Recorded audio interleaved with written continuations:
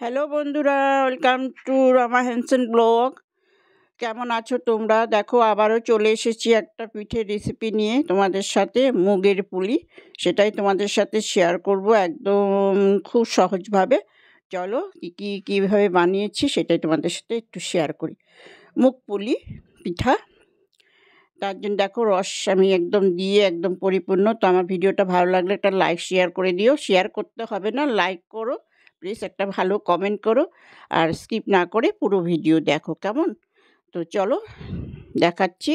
দেখো এখানে আমি সব নিয়ে বসে গেছি, কিভাবে করব। থালা, বাটি, গ্লাস যা যা আছে।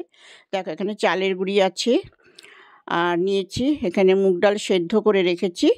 তো সেদ্ধ করা তোমাদের সাথে শেয়ার করলাম না, একটু সামান্য আটা আর হচ্ছে নারকেলের খিসা খেজুরি গুড় দিয়ে পাক করে রেখেছি। আর এখানে উষ্ণ উষ্ণ গরম জল, যদি এটা লাগে তখন দেব, ঠিক আছে? নয়তো ডাল সেদ্ধ দিয়ে যদি মাখাটা হয়ে যায় তাহলে আর জলের প্রয়োজন পড়ে না। তো আমার ডালটা তো অনেকক্ষণ ধরে বানিয়ে রেখেছি, সেদ্ধটা হয়ে গেছে, শুকিয়ে গেছে, একটু জল প্রয়োজন হতে পারে। চলো, তাই এখানে আমি চালের গুঁড়িটা দিয়ে দিলাম, দেব একটু সামান্য আটা। তোমরা ময়দাও দিতে পারো, একটু বান্ডিংটা আসার জন্য একটু আটা ময়দা দিতেই হবে, না হলে ফেটে ফেটে যাবে, ঠিক আছে? তো চলো এটা ভালো করে মিশিয়ে নিচ্ছি। তারপরে আমি কিভাবে করছি সেটা শেয়ার করি। ডাল সেদ্ধ তোমাদেরকে দেখালাম না, ডাল সেদ্ধ তোমরা সকলেই করতে। আমি একটু সামান্য নুন দিয়ে ডালটা সেদ্ধ করে নিয়েছি, খোলায় ভেজে মুগ ডালটাকে সেদ্ধ করা, ঠিক আছে? আর হচ্ছে নারকেলের খিরসার রেসিপি আমার দেওয়াই আছে চ্যানেলে, সেই জন্য আর দ্বিতীয়বার দিলাম না, তোমরা চাইলে দেখে নিতে পারো। তো চলো ডালটা দিয়ে আমি এটা ভালো করে মেখে নিচ্ছি, তোমরা দেখতে থাকো।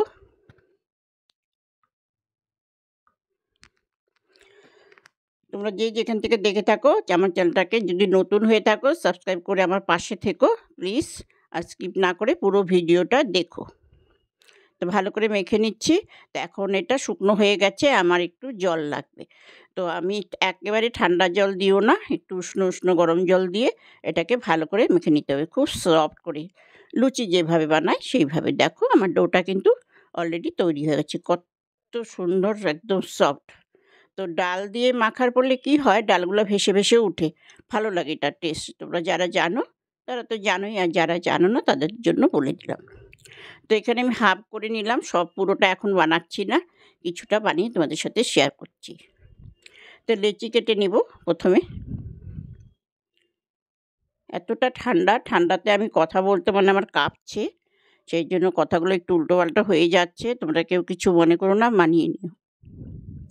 লেচিগুলো সম্পূর্ণটা আমি পুরোটা লেচিটা কেটে নেব আগে, লুচির মতন করে।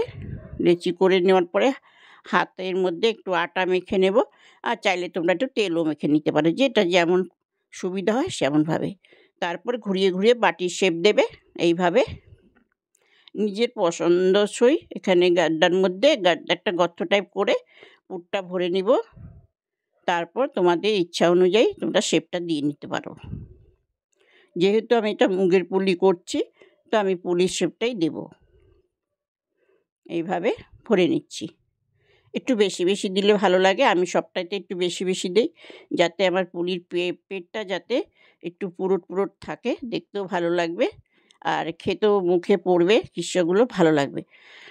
তো যখন দেখবি একটু, এটা তো মুগ দিয়ে ডাল দিয়ে মাখা, সেই জন্য না অনেক সময় এরকম করতে হাতের মধ্যে উঠে, নরম যে সফট উঠে আসে, তখন তুমি হাতে একটু আটা মাখিয়ে নেবে, তাহলে আর উঠবে না।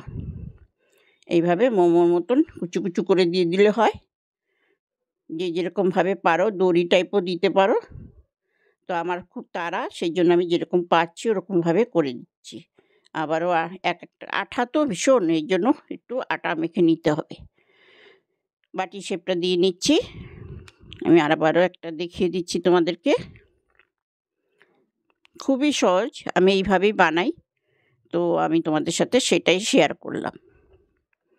ভালো করে ঠেলে ঠেলে দিতে হবে, যাতে একটু গর্ত টাইপ হয়, বেরিয়ে না আসে জিনিসটা তেলে ভাজার পরে, ঠিক আছে?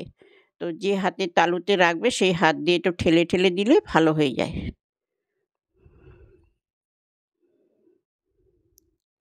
আবারও দড়ি টাইপ করে দিচ্ছি, মুখটাকে বন্ধ করে দিলাম। ডিজাইনটা তোমাদের পছন্দসই দেবে, অনেক রকম ডিজাইন দেওয়া যায়, আমার ভীষণ তাড়া আছে, সেই জন্য আমি তাড়াতাড়ি করে বললামই তোমাদেরকে কোনো রকম ভেজে নেব।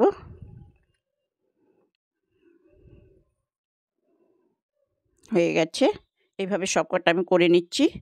ঠিক আছে, চলো তাহলে করে নিই। দেখো আমার সবকটা কিন্তু রেডি হয়ে গেছে। আমি একটু বড় সাইজের করেছি, মুখ পুলি একটু বড়ই ভালো লাগে, ছোট ছোট ভালো লাগে না। তো চলো,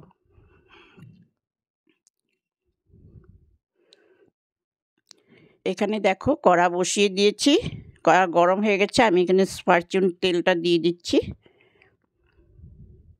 দিয়ে তেলটাকে গরম হতে দেবো একটু, বেশি টাইম লাগবে না, সরি, কারণ যেহেতু কড়াটা গরম আছে। এদিকে দেখো আমি খেজুরে গুড়ের রসটা বানিয়ে রেখেছি, তো ঠান্ডা হতে হবে, সেই জন্য আমি এটা বানিয়ে একটু কিছুই না, শুধু গুড়টা দিয়ে একটু জাল দিয়ে একটু সামান্য একটু ফুটোতে হবে, একদম ঘন করতে হবে না জলটা, রসটা তোমরা অনেকেই জানো।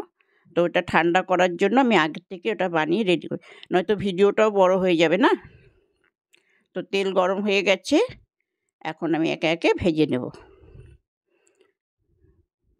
একসাথে বেশি করে দেব না, যাতে উল্টাতে হবে, তো উল্টে পাল্টে এটা নেড়ে চেড়ে নিতে হবে, তার জন্য জায়গা রাখতে হবে।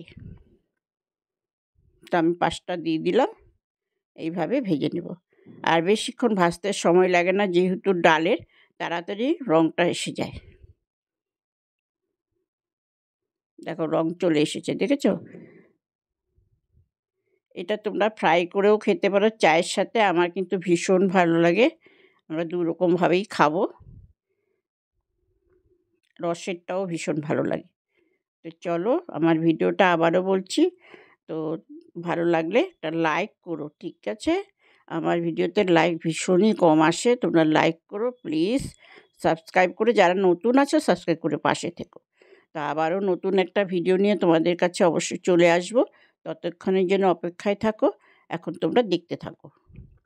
দেখো আমার এগুলো কিন্তু হয়ে গেছে, আমি তুলে নেব, আর বাকিটা আবার দিয়ে দিলাম। খুব তাড়াতাড়ি ভাজা হয়, খুব একটা টাইম লাগে না। সব তুলে নিচ্ছি, নিয়ে আমি কিন্তু গরম গরম রসের মধ্যে দিয়ে দেবো, কারণ ভিজতে সময় লাগবে। দেখো, দেখেছো? এখন আমি রসের মধ্যে দিয়ে দিচ্ছি। রসটা একেবারে ঠান্ডা জল হলে হবে না, একটু হালকা হালকা গরম থাকতে হবে, তখনই দিতে হবে। এই দেখো ধুয়েও বেরোচ্ছে, দেখতে পাচ্ছ? তো চলো, এই দেখো আমার এটা হয়ে গেছে। তো আজকের মতন টাটা, তোমরা সবাই ভালো থেকো, সুস্থ থেকো, গুড নাইট সকলকে। সকলকে অনেক অনেক ভালোবাসা, এতক্ষণ আমাকে সময় দেওয়ার জন্য অনেক অনেক ধন্যবাদ। ভালো থেকো সবাই।